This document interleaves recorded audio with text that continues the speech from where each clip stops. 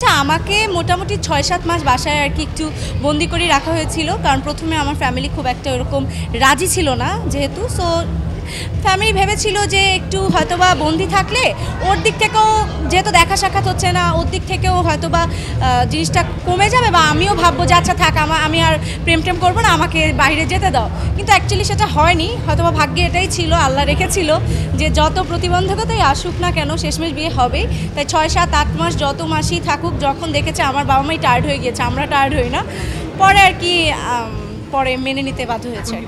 এটা প্রায় ৩ বছরের পুরনো জার্নি। আসলে বলতে বলতে আমার মনে হয় সবারই মোটামুটি মুখস্থ হয়ে গিয়েছে, সাংবাদিক থেকে শুরু করে দর্শক। তারপরে যদি বলি,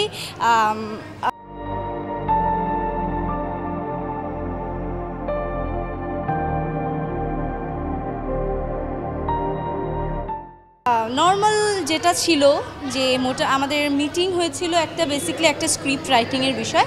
সো সেই মিটিংয়ের বেসিসেই আসলে প্রথম দেখা হয়, দেন হচ্ছে আস্তে আস্তে করে নর্মাল যেভাবে আগে আমাদের সেভাবে আগিয়েছে। পরে ১-১.৫ বছর পরে আমাদের একসাথে আলহামদুলিল্লাহ ফ্যামিলির সবার সম্মতিতে বিয়ে হয়।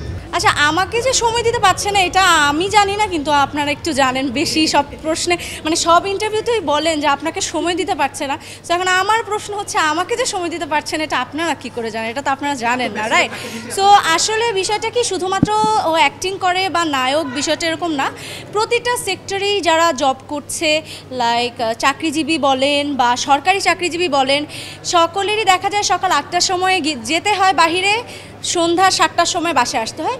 একটা সার্টেন টাইম তারাও তো দূরে থাকছে, তাই না? সো ওর তো সকাল ৭টার সময় যাওয়া লাগে না, দুপুরের দিকে গেলেই হয়, রাত্র ১১টা-১২টা বাজে শুটিং শেষ হতে। সো সেম জিনিসই অন্যরা যেভাবে সার্ভাইভ করে, আমিও সেটাকে স্বাভাবিকভাবেই সার্ভাইভ করছি। এতে এত স্পেশালভাবে দেখার কিছু নাই আর কি, এটা সব ক্ষেত্রেই হয়।